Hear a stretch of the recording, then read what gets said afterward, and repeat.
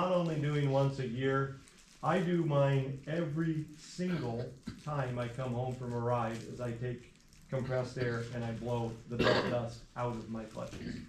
Every single ride. Some people are like, I can't do that. That's fine. Like, do it as often as you can.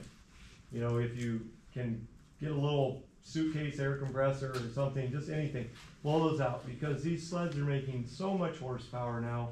Like, I mean, a factory 9R makes right over 180 horsepower now, which is just ridiculous. And like Ryan's new turbo 9R is like 230 horsepower. And what takes the majority of that abuse is those clutches. And so we see clutches wear out before we see belts wear out. So I'll get a clutch with 900 miles on it. The belt could probably go another 2, and the clutch needs rebuilt. And most of that comes from people not cleaning those primary clutches. 2 things, brake cleaner is an awesome thing for washing some of that belt dust out, and compressed air to blow that out of the clutches. Makes a huge difference. And here's why, so that you can kind of picture in your head why all these little belt fibers sit in those movable parts of those clutches. And they just work back and forth. And they get into little rollers. And I know this sounds like a dumb question, but like me, like where would you spray that in there? Just so everybody that hasn't done it. Yeah, actually, can you hand me that clutch, Noah? Because like you can get a can of compressed air and just get in there and do it. Like can you show them what you do? Yeah, so, No dumb question. nope, no, it's not a dumb question at all. Should we take our clutch out? What's that? Should we take it out before cleaning it? Nope, you can just leave it on the sled. You don't have to even take your belt off. And again, while you're in there, what's great about blowing it with compressed air is you can kind of look in there and be like, hey, do I have a bunch of belt grease? Like that black belt stuff. Is it starting to build up on the clutches? Absolutely. Grab your green Scotch-Brite, even though it's not beginning of the year, and clean it off of there. Like your belt will last longer. But in these areas of the clutches here is where that clutch dust builds up. So a majority of it is in here. And these rollers is where your weights ride, and your weights are what dictate your RPMs and the performance of your sled. So keeping that area cleaned out is really critical for optimum performance on a sled. And so I tell people, like, yep, if you look in there and you see some black belt dust, blow it out, take a little brake cleaner. Some of it won't blow out because it's kind of sticky sometimes. You can take a little green CRC brake cleaner and spray it in there and rinse some of that out. There's nothing that the brake cleaner will hurt. Do not lubricate this. Don't be like, it's a little sticky, I'm going to put some WD-40. WD-40 is a great way to smoke the belt, stick the clutch, and be asking for another $700 clutch or whatever they are now. So only use stuff that'll flash dry like brake cleaner and Scotch-Brite pad and compressed air, things that won't leave any sort of lubricant on the clutches. And what you're doing by cleaning all that dust out of there, every time you mash the throttle, this is going from the open position and it is closing. So it's on, there's a bushing here, there's a bushing here, there's sliders here, and obviously there's more going on in here. This is a bare clutch, so no weights, no spring. But essentially that's what it's doing. Every time you hit the throttle, it's doing that and closing on the belt.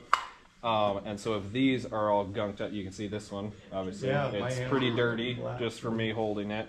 And this one's not terrible, but that's what you're cleaning out of there is all this dust that gets in there, starts wearing those, and then you start getting slop in all these bushings, and then it binds. If you pull on one side of this, I can't get it to close. When it's even, pull, it cycles really nicely. But if it's not, if all the bushings are loose, it starts to bind, and then you'll start smoking belts. Yeah, so super important to keep that clean, and you can't really overdo it on these. So, you know, like I said, I do mine every single ride. I just don't like problems. I don't like belt problems. They bother me. So I like to just get it done, and every time I ride, pull it in the shop again, clean it out. It takes literally like 10 minutes if you just do it right away, and you just and the money you save by not seeing me, you know, like $140 an hour is, you think about it, it's like worth the 10 minutes. Sometimes you just kind of go through and do your own maintenance. And I really encourage, you know, people to do their own maintenance too. So if this is down the road becomes a question, like, I remember you saying something about it, call and ask. Like, we'll be happy to tell you. We won't blow you off and be like, hey, bring your sled in, we'll clean your clutch for $140 an hour. So we're happy to give some free maintenance even down the road. So Oh, one more thing on these belts, and it's kind of hard to see, but if you smoke one, not just the hourglass shape, but the sides of the belt will start turning blue colored and look really shiny. And so at that point, the belt had gotten excessively hot. And it's a good idea to replace that belt. Like this belt actually really is already. You can see it's kind of shiny and starting to turn a little bluish on the side. So it's gotten really hot, and this is one that we actually took from a customer, and I couldn't see the burn mark, but I can feel it, because you can feel the belt walk in on places, and he was complaining about shaking on the bottom end. And it's like, he's like, I looked at my clutches and they look fine. It's like, oh, it's probably your belt. And he's like, oh, the belt looks fine. I'm like, yeah, a lot of times you can't even see it. You can just feel it in there. So, really critical. Belts and clutches are, That one got the. yeah, you can feel it. Just dips in just a little bit. So, yes. So on, oh, we don't have a quick drive. I will go grab one. Could you grab me a Yes. quick drive belt? You got one, Josh? We can draw in between that. You want to draw for the next one? Sierra's $400 off her wrap, so we're gonna draw for that. Oh, sweet. There we go. Sierra, can the winner have this? Okay. The sweet code. I don't want to mispronounce. Barrett. Barrett? Yes, that's you. Yeah. Okay, here we Awesome. go. Yeah. All right. Perfect. Thank you. Oh, that's great. Very cool.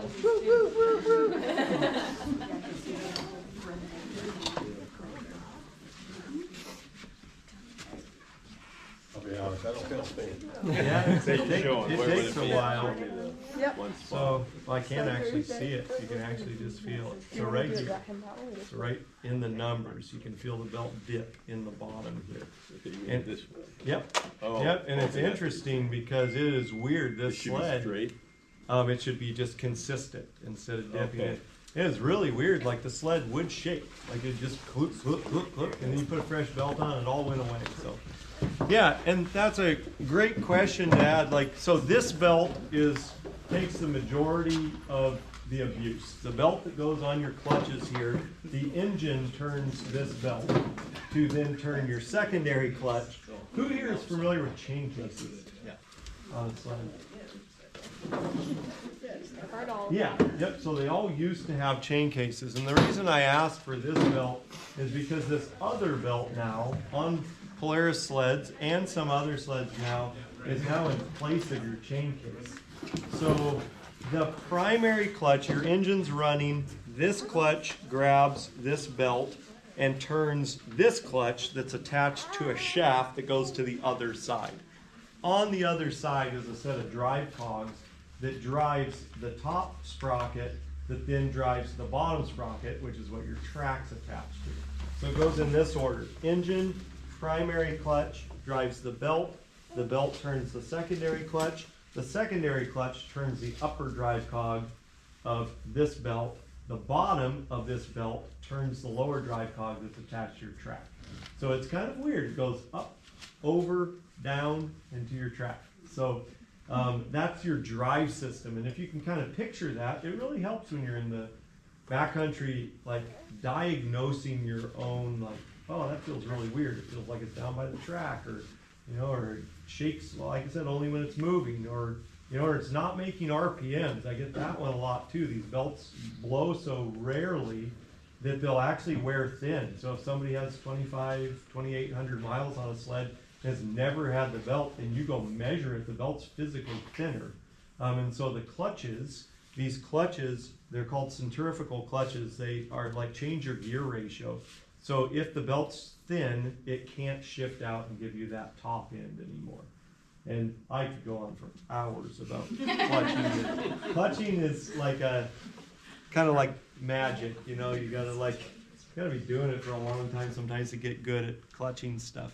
When we're done, too, everyone can come around and see the belt on this side and the belt from the We belt can drive on spin the this other back side. a little bit so you When can we're see done, the everyone quick can drive kind on of look this it around side. and get another look at spark plugs. And if stuff. anybody wants to even take the belt off or put the belt on, I could even just leave it off instead of putting it on in case anybody wanted to This is the junk.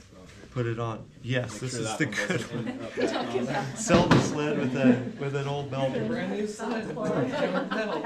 So those in my mind, between the spark plugs and the this one actually drive clutch and belt stuff, are two of the most critical things for pre-season and mid-season maintenance stuff. There's not a whole lot else that is that important. And simple one I know we didn't talk about, but oil. It's like checking your oil.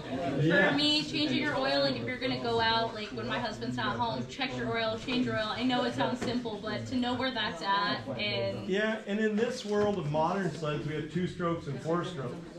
And so 2 strokes burn the oil that's in them, and you constantly have to refill it with your fuel. 4 strokes, you change your oil like a car. So if you own a 4-stroke, there's not that many of them out there, but there's a few 4-stroke mountain sleds that are even still being built. But mostly mountain sleds are 2 strokes. There's a lot of trail and work sleds that are 4 strokes. And those ones are like your car. You pull a drain plug and you change your oil and put a filter on. On a 2-stroke, this reservoir here is what holds your 2-stroke oil. It's really important that you don't put 4-stroke oil and that you make sure that you understand what this reservoir is supposed to have in it. What's that? or run it out. Yeah, exactly. And so I have a rule of thumb. These reservoirs on a Polaris Matrix, you can usually run about 3 tanks of gas before you would run this out of oil. But if you get in the habit of topping this off every time you put gas in it, like my daughter, I've always told her, like, when you put gas in the sled, just top off the oil. But it only took an inch. Great. Cool. You create this habit. And occasionally you'll be out on a ride sometime and you'll need to throw a little gas in your spare can. Understand you don't carry a gallon of oil with you all the time. But if you get in the habit of, when you pull to the gas pump and you fill your sled, go ahead and fill the oil, that way you won't run out. You will destroy your engine if you run this out of oil. So if you run your sled completely out of oil, your motor will seize and it will be a super expensive bill. So this is a very, very critical part. Thanks for reminding me on that. Can I buy the wrong 2-stroke oil? What's that? Can I buy the wrong 2-stroke oil? Yes and no. So I've had people ask, like, in a pinch, my buddy has some Skidoo oil. Is it going to blow your sled up? No, probably not. Manufacturers now, with super tight tolerances and stuff, are building their own oils with oil manufacturers to match those sleds. So people are like, is AMS oil fine? Most of the time, yeah, sure it is fine. I've always been one that has been a little bit, and not just to sell my Polaris oil, but I've done this even with my vehicles and other things. If a manufacturer developed an oil to go with your new sled, especially a sled that's under warranty that just costs you $20,000 anymore, which is just ridiculous what sled prices have gotten, I recommend running the manufacturer. If you own a new cat, put new cat oil in it. Like, just don't try to play that game on a sled, especially one that's under warranty. If you want to tinker with it and run it at your risk, is it going to blow up on AMS oil or running some Skidoo oil or something else through it? No, probably not. And so there is requirements in your owner's manual that will tell you this sled runs on this type of 2-stroke line. And it'll have these numbers like PC, W2-43, and it's giving all these little acronyms. And if you're like, well, I was in O'Reilly's and they had PCW3-43, blah, blah, it is a comparable oil. Like it is. And it's probably going to be okay. But personally, we don't like to run the risk. If you bought a new Skidoo or a new Cat or a new Polaris, we kind of say, well, get the oil from the people that built the oil to go with the motors. And like I said before, these motors are getting so high performance. We're asking 180 or 230 horsepower out of a 46-pound engine, and so tolerances are so tight and so critical that when manufacturers make that and say, actually, like with Ryan's Boost, like Ryan's Boost, Polaris has 3 different types of oil. So here's another fun, thank you, Noah.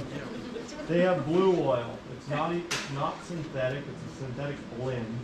And it goes great in any like old fan-cooled sleds or anything that does not have what's called power valves. And I don't really want to get into the science of power valves, but if you look on your sled and it's like, hey, use power valve oil. Like, don't use blue. Blue is for older sleds or fan-cooled sleds. And so then Polaris has VS Gold, and VS Gold is designed to run any power valve two-stroke engines from Polaris. So you can run this all the way back to 2001 when they first introduced power valves up to a 2026 snow check sled. And so it's perfectly safe to run this in 99% of all Polaris sleds. There's a few instances where VS Extreme is the high-end version of VS Gold. And so they test them to higher pressures and lower temperatures and viscosity weights at extreme use. And so, like in the case of, you know, a turboed 9R, it's 230 horsepower running at 8,600 RPMs. It's kind of like, why skimp on the oil? You know, Polaris makes a really good oil for it. You know, Ryan buys VS Extreme for his sled. He's got a lot of money invested into a sled like that, and so, you know, try not to be cheap with your oil purchases. Try not to go to Walmart to buy your two-stroke oil for your new sled. You know, Or the gas station, Scott. yeah, exactly. Yeah, try not to do that. It does sometimes come around to bite you in the end, and it's not worth saving. And I know this stuff is fairly expensive, but your new toy is also super expensive. Your toy from a couple years ago is so expensive. You know, we all invest a lot of money into these toys, and we want to keep them healthy and give us lots of years out of them. I think of oil for my sled like nutrition for my body, like buying the right thing to function, so just do it. Yeah, exactly. Yeah, yeah, and that, you know, we were talking about this a minute ago. We spend so much money on certain things, but then we won't on other things. And so oil and avalanche safety equipment and gear to keep yourself alive in the backcountry. Like, if you buy yourself a $20,000 sled, make sure that your gear budget didn't get cut and your oil budget didn't get cut to do that, because those are the things that'll keep you alive and keep your investment running well. So that, and to piggyback on good oil, buy good gas. Yeah. yeah, correct. And especially like places that move a lot of gas. Like, if you know, like Holiday, a lot of snow machine, or Circle K, a lot of snow machiners use that. Like their premium, especially because you know that they've got separate pumps and it's always getting used. So some of them just sit for a long time, but the good gas can, or bad gas can blow a sled up for sure. Yeah, and different sleds have different fuel requirements too, and so get that information on your sled. Like, is it okay? Even some older sleds, you know, were only designed to run on 90 octane fuel. They were, so great point. Yeah, and then there's other sleds, Polaris' 650 SPs. In the Matrix chassis, they were designed to run on 87 octane. Like, it is one of the few sleds that has been built recently that Polaris milled the heads out, so they're happy on good old 87. But most of these sleds, and then you get into the performance world, and you know, Ryan's runs 100 low lead, you know, and all the time. I mean, you could try to run something different. You'll find out what happens. But yeah, fuel requirements is a big deal, and high, like I said, high volume gas stations, because it seems like every other year or so we get a huge rash of sleds in. It's like, oh my word, I got water in my fuel. Yeah, I got water in my fuel. And we find out they all in the same gas station. You know, a lot of them are those lower volume gas pumps where people haven't been through as much, and so they, yeah, very important. Good fuel. Couple other just like preseason maintenance stuff that I would say is kind of just preseason is a lot of these sleds now, I get this question a lot, like, oh, I just looked on my sled and there's like 2 grease zerks. Like, yep, pretty much just like a couple grease zerks now. Polaris and a lot of other manufacturers have started using what they call self-impregnated graphule bushings and stuff. So there's very few grease zerks, but the ones that are there, open your owner's manual, find out where they're at. On a Matrix, they are 100% just in the rear skid.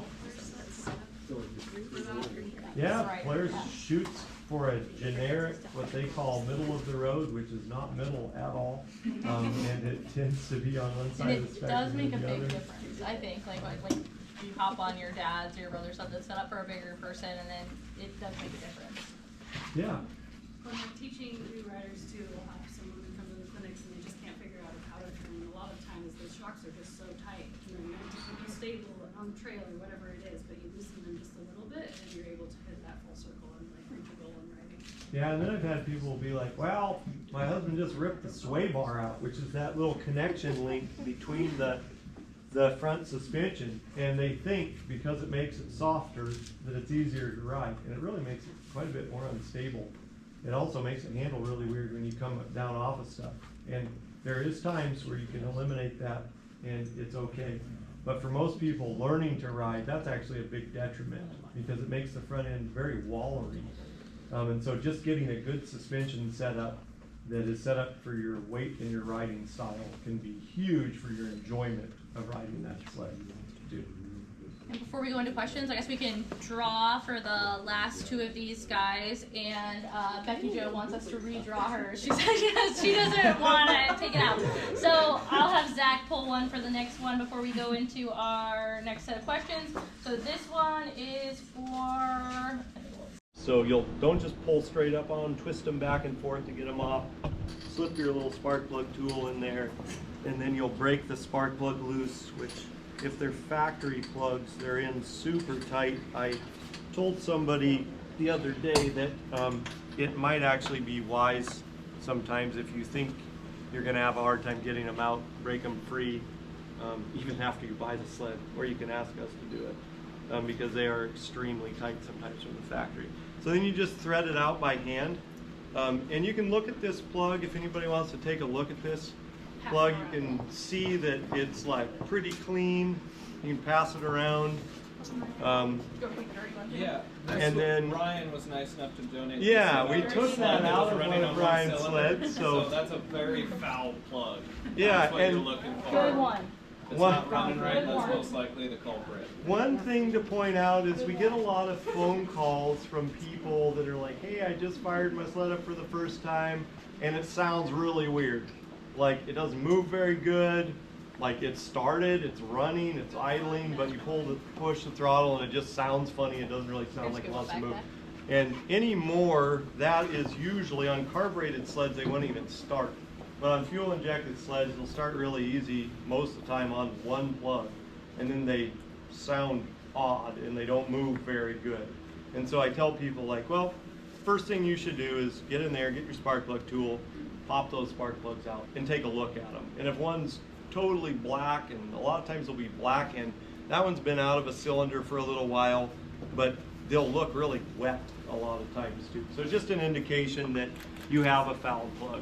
And then too, do you guys want to see like where they're at in here? Does anyone want to like come up and look? Like come up here and see, because like me, like when I go out and do something, like I want to know where they're at, like how to get it out and how I put it back in.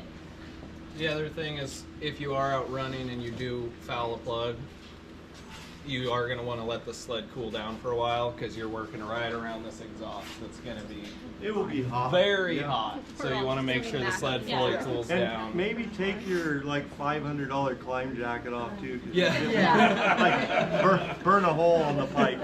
So then to put it back in, you just thread it in by hand until it stops, and then put your little tool back on it, and snug it back up.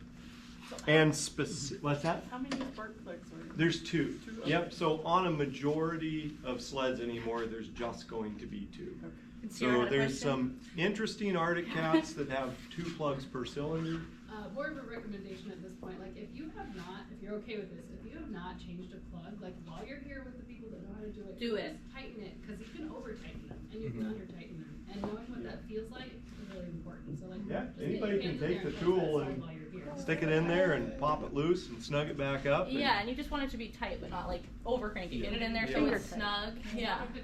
Yep, exactly. And then specifically on Polaris units, I tell people, like, when you put the plug cap back on, it is really hard to tell if it's seated all the way on. And if it's not, you tend to foul a plug the second time much, much quicker because it's not seated down over the terminal. So I tell people, like, if you get down, you kind of go like this, you should almost not be able to see any white. Can you hand me that plug again? Since I put the other one back in. So see the white ceramic on the top of this plug? that should literally be almost entirely gone except for just a sliver. And a lot of people say, well, I even felt it kind of go on. It's like, yeah, but if there's a 1/4 inch of that showing, it's actually not on yet. That's a really, really common mistake, especially on Polaris sleds, just because that cap is so tight as you push it down over there. And once again, just like when you take it off, you put it down on there, and you're going to have to take your hand and kind of work it back and forth to get it down. And there are different ones, right? So there's power takeoff and then mag. Yeah, and so thankfully on Matrix sleds, and I don't know how Skidoo or Arctic Cat does it, on Polaris Matrix sleds, they zip tie them into a retainer to where you can't put them on the wrong sides. You cannot put the mag side plug cap on the PTO side anymore. And they reference them, I keep saying words that I gotta remember, I should explain, but like PTO is the clutch side, the power takeoff, where the power goes to the ground. And the mag side is for the magneto, which is what creates your energy and your spark on the recoil side of the sled. So if you have somebody ask you, well, is that the mag or the PTO side? PTO is belt, mag is the recoil, the starter rope side. So any questions on plug changes? This is like literally the #1 call we probably get in the beginning of the season. Like, I think my plug's blown up. Change plugs first. Yeah, or you get somewhere to go, like go for a ride, go start your sled, and it just. You used to be able to. Yeah, and back in the day, you used to be able to revive these like with a torch, you know, and like you'll hear people say that. Anymore, throw them in the garbage and get another set. I hate to say it, but they're almost impossible to bring back anymore. I don't know why, I don't know what's changed, but we haven't been able to have any sort of luck reusing it. So they're a disposable item. Probably 4 So I do again want to mention that like keeping a set in your little plug and belt holder here for future use and just having it in there, it's super handy, it won't get in the way, it's tucked under the hood. It's really important to just keep that stuff with the sled. It sure keeps from like ruining a good ride when you get up to the parking lot, you go pull your sled off in front on one cylinder or Zach, do you have any recommendations on like when you first pull your sled out of the trailer or when you're running around just operating your sled on keeping them from foul? Yeah, so thankfully due to technology, it's easier now to know when that is. But with fuel injected sleds, to kind of get an idea of what happens when you start that sled up, even if it's been in your garage, it goes into a warm-up mode. So the sled sits there and puts extra fuel into the motor to make sure that it's safe as it warms up. And what happens is a lot of people don't give them enough time to warm up, and they just fire it up. You know, it's been on the trailer on the drive that's turning and fast, and it's, you know, maybe it's 10 degrees, and they fire it up and they go drive it, and, you know, 20 feet later, the sled starts sounding, like I said, wall, wall, you know, it's like sounds weird, and it's because you foul the plug. And you're like, why did I foul the plug? Well, that sled comes out of warm-up mode at a certain temperature. And so if anybody has, and this varies a little bit from sled to sled, but if anybody needs a specific recommendation, I am old enough that I've been doing this. I was racing hill climbs like 20 some years ago. So I know a lot of old sleds too. So if you're like, what's the specific recommendation for this sled? I don't own a new Matrix or Axis chassis or something from the last few years. But the new sleds from the last few years have a temperature setting. And I start my sled on the temperature setting and typically let that sled get to 65 or 70 degrees before I even touch the throttle. And then I go ahead and drive it pretty slow to let everything loosen up because it's cold before you really start rattling on it.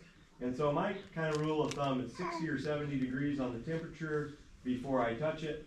After I touch the throttle, I wait till it's 100 degrees before I start romping on it and riding it like you stole it. So. Can I buy the wrong plugs for my sled? Yes, actually you can. So that is why it's important to either reference your owner's manual or call your dealer if you haven't got spare plugs for your sled. Because right here on the side of the spark plug is this fancy little number that will tell you what plug this is. Will other plugs work? Some of them will, some of them won't. But for instance, Noah, can you hand me one of those weird razor plugs? Yes. I think I saw two over there. There's a drastic difference between a lot of spark plugs. So you can see this one's super long and skinny and kind of goofy looking, and it's called an LMAR 7A9, and this is a BPR 90S. And so you'll want to use what the manufacturer recommends for the most part. And the reason I say for the most part is I am definitely a gearhead. There is sometimes a sled where I will recommend a different spark plug due to our own research and development on what works in a certain sled. So it's not necessarily wrong if your buddy says, well, that one's good, but I heard this was better. Just make sure you're getting that information from a reputable source. So thank you for the question. That was an excellent question. And really quick, I want to hit on a couple tools real quick. Zach showed you the tool that comes on the sled for spark plugs. Yeah, that's specifically in Matrix. It also, we'll hit on this in a little bit, but it comes with the belt changing tool. There are a few other tools that don't come with the sled that it is good to have, because sometimes there are other repairs. If your ski bolt comes loose or you blow out a ski rubber, and we can hit on that in a moment too. Having like actual wrench sets and stuff, and this isn't a plug to sell Polaris tools, they have a nice little set pre-set up. You do pay for the convenience of them having a pre-selected list of tools. But if you go on their website and click on that tool set, it'll give you an itemized list of what tools come in it. So if you already have a bunch of tools or just want to go to Home Depot and piece together your own for your particular sled, that's a really easy way to do that. Because I carry a little tool roll with all my wrenches and sockets and different tools that I might need beyond just spark plugs and belts, in case you have to do any other repairs while you're out there. Yeah, and I really appreciate what Sierra said too about like, oh, can you start a fire in the backcountry? That goes along with, you know, kind of what does your backcountry setup look like? And that varies based off of where you ride too, you know. Are you doing a 200-mile day on trails out into the middle of nowhere? Are you riding in the mountains? And so those components along with tools kind of will help you, wrap your head around what's a good setup. And if anybody needs, it can be quite the laundry list too. And some people are, it's like, how do I minimize this? Because, in a perfect world, we all not only have our avalanche gear on, but it's like we got tools for the sled, and we got stuff to start a fire and to deal with trauma and satellite phones. And yes, I do. When I ride with, especially with my kids or friends or something, I got a pretty decent pack on. We carry a lot of stuff. And it's not just all for me either. And so if people want recommendations on kind of, everybody's going to have a little bit different opinion on what trumps what for importance in some of these areas too. And so we have a lot of experience riding in the backcountry, and I have quite a bit of experience. I was big into ice climbing, ski mountaineering, and so backcountry from that perspective of like, what do you bring where you've got to carry lightweight, packable stuff into the backcountry for trauma-related stuff. And so all that stuff is really good tools, so if anybody wants to know any more information on that. Plug for Alaska Safe Riders, it's available if you're a member or not, but we do have a pre-submitted and a pre-ride checklist built on there, and we're always adding to it when we get feedback, but it's like one pager, throw it in the slide in your riding gear, look at it every time, because I guarantee you forget something every time. Yes, absolutely. Yeah, and sometimes too, if you're riding with friends, sometimes one between the two of you is enough of certain things. And some things are really important. A beacon, everybody has one on. So, okay, well then moving kind of over to this side. Turn it a little bit? Or you can do the clutch? Yeah. We can turn it. How do you want me to? We'll just pull this over to here. That way, that clutch is kind of facing out a little bit. Sweet. Oh, there you go. Oh, fancy. Perfect. Look at that. So over here on the clutch side or PTO side, another thing that we see really, really common is people go to get their sled out for the year. Some people maybe have them on a set of pallets, or maybe they just have them frozen in the ground, and so there's a tendency to want to just fire up the sled, kind of move it, put it on the trailer, because there's some snow, and you end up smoking your belt, and causing some maintenance needs that can bite you down the road. So some people will be like, dude, I loaded up my sled, seems like everything's fine, but I really smelled my belt. You're like, oh dear. Okay, well, so to prevent problems when you actually get to the backcountry, and some of these problems won't show up immediately. Like if you smoke a belt, it probably won't blow right then. It probably won't blow in the next 5 miles, but it'll probably be like 20 to 100 miles down the road because of you smoking that belt. And so some real good tips for getting your sled out for the year is breaking skis free, making sure they're loose, shaking the track, picking up the back end, shaking that loose. Make sure things free. And when you go to move it, give it a little bit of gas, maybe even give it a little push, have somebody tug on a ski if you can to kind of get it rolling for the first time. You'll prevent some of these belt issues that we're going to kind of dig into. And once again, this will be on a matrix sled. And so if you ride a different brand of sled, awesome. We're not just diehard brand loyalists. We are a little bit, I guess, we own a Polaris dealership. I can't say that we're not entirely biased. So, but right here on the Polaris, you have your actual belt tool. So this little elbow tool is a belt tool for changing this belt. And you kind of look at the sled, and it looks like, well, this is pretty difficult to get into, because how would I get this around the back? Because we're going to screw this tool into this secondary clutch. So this is your primary clutch because the engine runs it. This is your secondary clutch. And on the matrix, on the end of this tool is a 40 Torx.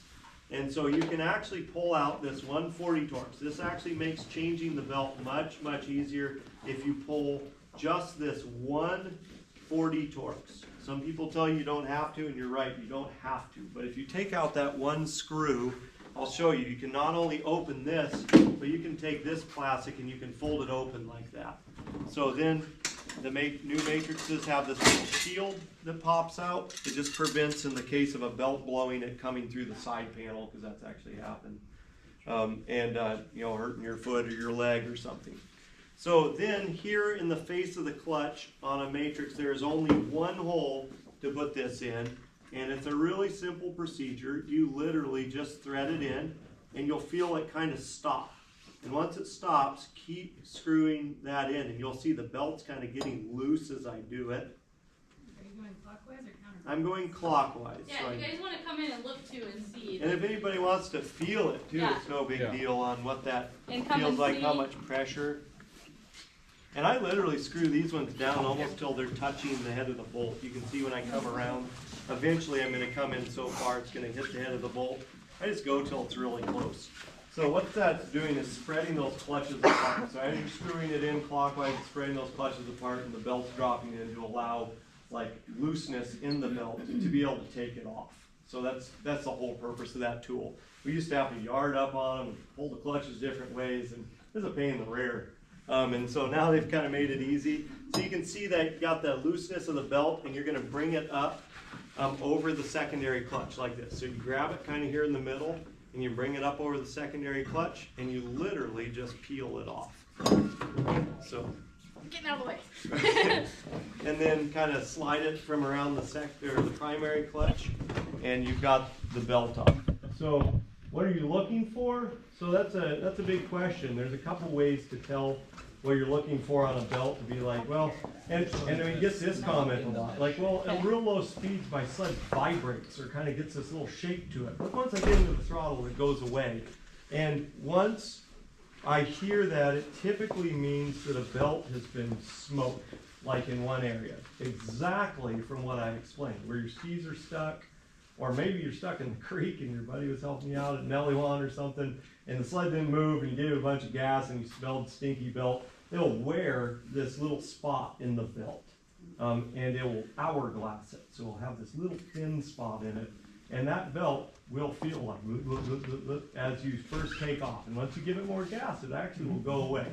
So belts anymore are getting so good that unless you ride certain brands, they don't blow. Like on Polaris's, it's very rare to blow a dry belt anymore, like at all. Even on like 230 horse turbo sleds like that one back there. So they're incredible how well these belts hold up, the horsepower now. But that's an indication that you smoked the belt. Would it last a while in that? Yeah, it would, but in here we'll change them. Like if you bring it in and say, hey, check it over, and we find that, we'll go ahead and change it, because potentially leads to a blown belt in the back country, and we don't want to risk that. And I So, I really recommend doing it because you said easy peasy, pop it off. Especially if you have like little beach hands, like give it a try. There's like little tricks to bend it off and do it out. and it's totally different too when you're like, don't even want to take your gloves off. It's Yes. cold, and you're like sitting in a hole in the snow, and you happen to blow it right in the bottom of a bowl somewhere. And snow's deep, and you're clowning around, and you're trying to not drop that little Torx head screw because you just pulled it out, or you decide to just leave it in because you don't want to drop it. So, yeah. Sometimes too, you can take your foot, put it on the bottom side of the belt, bottom one, and step on it just a bit, it helps spread the cheese. And pull it up. Help wiggle it out. Yeah. In the event, if you do smoke a belt, a lot of times, I don't have a great example of this. This is the best one I could find in our pile of parts back there. Yeah, do you want to walk that Yeah, around? So look at the black that's down in the base of You that. can kind of see that this is just What? belt grease from someone burning a belt on there. If you put a brand new belt right under there, this will allow a brand new belt to slip and just damage a brand new belt. They're not cheap parts. So this is another good thing to have in your kit is a Scotch-Brite pad. And you just want to scrub all that stuff off there. It comes off pretty easy, just still polished aluminum. You can kind of just scrub it, see how that's coming off there. Yeah. Yep, so you just want to get all that off of there, kind of walk that Yeah. So let's say you smoke a belt and drive directly to the street to smoke it.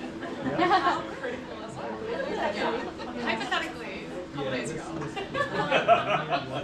How critical is it that you change it right then and there? So if you're in the creek and you're like, well, I want to ride it out. Yeah. Usually it's not. Usually it's not. What concerns me is there's different levels. Like, how bad did you smoke it? Did you smell a little? I don't think I once? did, but. Or did you sit there and just keep after it? Because they can get so hot, they'll actually start delaminating. Like the bottoms will come off. I've got sleds in where there's just winds and winds of belt cords and rubber, and I'm taking the clutches apart to get it all out because the guy literally just didn't stop. And so if you smoke your belt a little bit, like, I smelled some belt, it didn't really move, but I got out right away. Seems like it's fine. Again, I would do an inspection on the clutch, look for that as soon as I could. That might not be till you get home, and that's fine. You know, on mountain sleds, like if I do that, like I have done it, like got a rock stuck in my track, and Nelly one, and smoked the belt. Yeah, and like I changed it there on the side because I still had a good 40 miles where I actually wanted to go ride in the mountains, and so for me it was worth it to spend the time and clean up the clutches. Always clean up those clutches. Like that green Scotch-Brite is fantastic. Like I don't use some of the other ones because they're too aggressive and the other ones just don't work, so we specifically use the green Scotch-Brite. And removing, like Noah said, that belt grease really does prevent the second one. Because for instance, like let's say the first belt lasted you 1,000 miles and you're like, well, I went through a second one on and it lasted 100 miles. Like what happens? There's something wrong. No, usually it's just because you didn't clean the belt grease. It'll literally make that second belt that much hotter, that much quicker. You should clean the primary and the secondary? Just the primary. Yep. If you haven't blown a belt, so the primary takes the majority of the brunt because it's what's driving the belt. The secondary is just getting pulled along. So you don't typically, unless you've shredded a belt, see any need to really take apart the secondary, usually. So, yeah. One, do you recommend breaking in your secondary? Recommend breaking in your spare belt, and then two, do you recommend changing it annually even if you haven't put that many miles on? I don't anymore recommend changing it annually because we're seeing easy couple thousand miles out of dry belts now. They've also gotten really expensive. Not that that should dictate whether you do needed maintenance, but the belts have gotten so good now that, you know, if I've got 2,000 miles on a dry belt, I do change it. I don't care what it looks like, I just change it. But up till that point, if it looked fine and I didn't have any reason to think, I don't change them anymore. Back in the day, it was very important too. Once a year, just put a fresh one on, start the year with a fresh one. It seems like that's just almost becoming not even necessary. Your first question, what was your first question? Do you break in your Oh, do you break it in? That's kind of a tricky one, because as a Polaris technician, I want to say absolutely. Like, but what Polaris says for a break-in on these belts can be almost impossible if you changed one in the mountains. They want you to put like 5 miles of easy riding on this belt. So one thing that I've started doing is taking that green Scotch-Brite, same one that I clean the clutches with, and I'll take a little hot water and soak with green Scotch-Brite, and I will buff the edge of my spare belt before I stick it in the holder. And what that does is Polaris takes these belts, brand new from the factory, and they coat them so that when we have them hanging on our shop wall for 5 years, they don't deteriorate. And that is what you're trying to burn off in that 5-mile break-in. And it is really hard. Like if you blew a belt and you clean your clutches and you put your freshie on, but you're in the bottom of a creek, the first mile is the most critical. But in the first 100 yards, you're gonna just, what? You know, you're just gonna be pinned wide open to get out of there. So it's kind of an interesting question, because yes, I would like everybody to take their new sled and put a few trail miles on it, being nice to it and breaking that belt right. And will they last longer? Absolutely, they will last longer if you can do that. But there's some instances where it's okay to not, and it'll probably last you plenty of time. But I think some of that has really helped in the most recent years, just doing that to those spare belts before you even stick them in your holder as your backup. So, yeah, thanks. Great question again. Yeah, so while we're talking about clutches and belts, this is something that I recommend.